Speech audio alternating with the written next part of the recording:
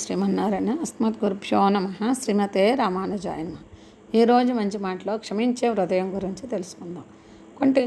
కంటికి కనిపించకుండా మానవ జీవితం అనే మహానాటకాన్ని ఆడించేది మనసు ఒక్కటే. మనసంత మృదువైనది, కఠినమైనది, పవిత్రమైనది, పాపభూయిష్టమైనది, సౌఖ్యకారకమైనది, కోపకారకమైనది మరొకటి లోకంలో లేదు. పుణ్యకార్యాలు చేయిస్తుంది, పాపకొప్పుల్లోకి నెట్టేస్తుంది. మనసు మూలంగానే మనిషి తప్పొప్పులు చేస్తూ ఉంటాడు. తన వల్ల తప్పు జరిగినప్పుడు మనిషి అనేవాడు పశ్చాత్తాపపడాలి. సాటి మనిషికి జరిగే కీడును గ్రహించాలి. అలా గ్రహించగానే ఆ సాటి మనిషిని క్షమాపణ కోరుకోవాలి. మంచి మనసే మనిషి శరీరానికి అలంకారం.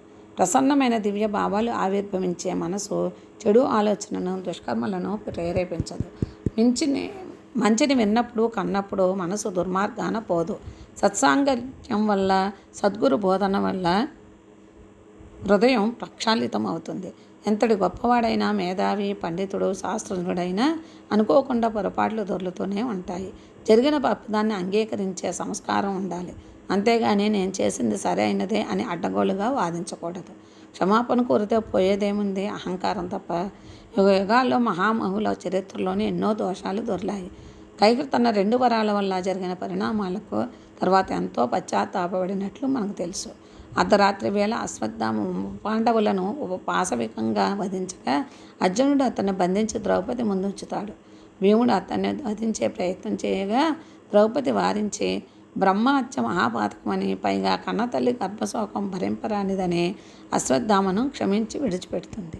అహల్య శాపగ్రస్తురాలైనప్పుడు పశ్చాత్తాపం చెంది విమోచనోపాయం కోరినప్పుడు భర్త గౌతమ మహర్షి శ్రీరామ పాదతూలి తగిలినప్పుడు స్వస్వరూపం పొందగలవని చెప్పాడు.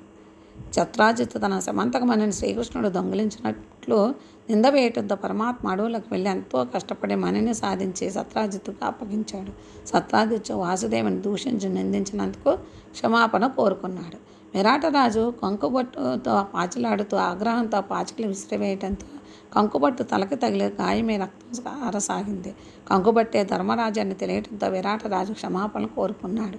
ఇలాంటి ఉదాహరణలు రామాయణ, భాగవతాల్లో, అష్టాదశ పురాణాల్లో ఎన్నో కనిపిస్తాయి.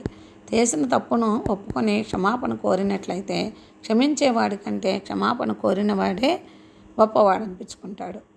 దోషను క్షమించేవాడు దైవస్వరూపుడని వివేకానంద అభివర్ణించారు. కనుక మనం కూడా ఎదుటి వారిని క్షమించుతాము. మన వల్ల పొరపాటు జరిగినప్పుడు తప్పకుండా క్షమాపణ కోరుకుందాము.